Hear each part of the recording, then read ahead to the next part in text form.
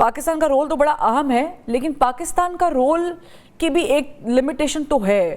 آپ اس لمیٹیشن کو کہاں تک دیکھتے ہیں؟ دیکھیں، ایران 47 سال سے ایک سینکشن زدہ ملک ہے اور وہ واحد ملک ہے عصر حاضر میں جو اسرائیل اور امریکہ کے خلاف کھڑا ہوا ہے، ملیٹریلی ان کو چیلنج کیا ہے اور جنگ بھی لڑ رہا ہے.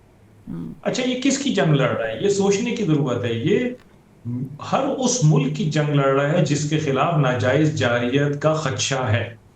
آپ دیکھیے کہ ایران بات چیت میں تھا امریکہ کے ساتھ اور منطقی انجام تک پہنچ رہی تھی بات چیت. عمانی فورن منسٹر نے کہا جب جو لاسٹ راؤنڈ ہوا ہے فرائیڈے کو، تو اگلے منڈے کو ٹیکنیکل ایکسپرٹس نے ملنا تھا اور اس سے اگلے فرائیڈے کو یہ سائن ہو جانا تھا ایگریمنٹ. اب خبریں آ رہی ہیں کہ در پردہ تیاری ہو رہی تھی جنگ کی.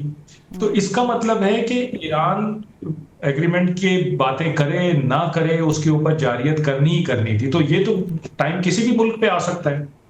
یہ تو نیریٹو کسی کے بھی خلاف بنایا جا سکتا ہے. یہ تو کوئی اگر صحیح بات بھی کر رہا ہو تو آپ اس کو یہ کہہ سکتے ہیں کہ نہیں تم تو غلط بات کر رہے ہو، اور اس کے خلاف جارحیت شروع کر دی جائے بیکاز ہمارے پاس طاقت ہے. تو ایران تو بیسیکلی ہر اس ملک کے لیے کھڑا ہوا ہے جس کے خلاف ناجائز جارحیت کی جا سکتی ہو، اور اگر خدا نخواستہ ایران گر گیا تو پھر یہ جارحیت کہیں بھی جا سکتی ہے، کسی کے خلاف بھی کی جا سکتی ہے. تو یہ بڑی امپورٹنٹ چیز ہے اس میں سمجھنے کی، اور اس میں تمام خطے کے ممالک شامل ہیں، خطے سے باہر کے ممالک بھی شامل ہیں. دوسری چیز، پاکستان کی ویلیو ضرور ہے کہ مئی 2025 کے بعد ہمیں جو پولیٹیکل سٹیچر ملا ہے، ڈپلومیٹک اسینڈنسی ملی ہے اور ہم دنیا کے ملکوں کے قریب ہے، بالکل ٹھیک ہے. اس کے علاوہ پاکستان کا ڈائریکٹ اسٹیک ہے اس کانفلکٹ میں. ہم پارٹی نہیں ہیں لیکن ہمارا ڈائریکٹ اسٹیک ہے. ہمارا بارڈر ہے ایران کے ساتھ. ہم ایران کو بہتر سمجھتے ہیں، ہم دیتے رہتے ہیں. جو آج کل ہو رہا ہے ہم اس کو بھی بھگت رہے ہیں، اور جو یہاں جنگ کے بعد رہ جائے گا ہم نے اس کو بھی بھگتنا ہوگا. سعودی عرب کے ساتھ ہمارے تعلقات اچھے ہیں. 90% سے زیادہ ہماری ٹریڈ چیز سے، 80% سے زیادہ ہمارا انرجی ریسورس چیز سے آتا ہے.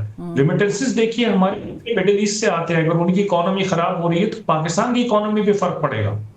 ہم چائنا کے قریب ہیں، یو ایس کے قریب ہیں. تو ہمارا ایک ڈائریکٹ اسٹیک ہے اس کانفلکٹ میں، اور ہمیں جو رول ہم ادا کر رہے ہیں یہ ہمیں ادا کرنا ہی ہے. نہ صرف اپنے لیے، نہ صرف ایران کے لیے، نہ صرف یو ایس کے لیے، بلکہ میرا خیال ہے یہ پوری دنیا کے لیے ہے. کیونکہ جو کاسٹ آف وار ایران اور یو ایس کی جنگ کی وجہ سے پوری دنیا کو پڑ رہی ہے، اگر پاکستان اس کاسٹ کو سے بچا سکتا ہے تو میرا خیال ہے یہ پاکستان کا احسان عظیم ہوگا پوری دنیا میں.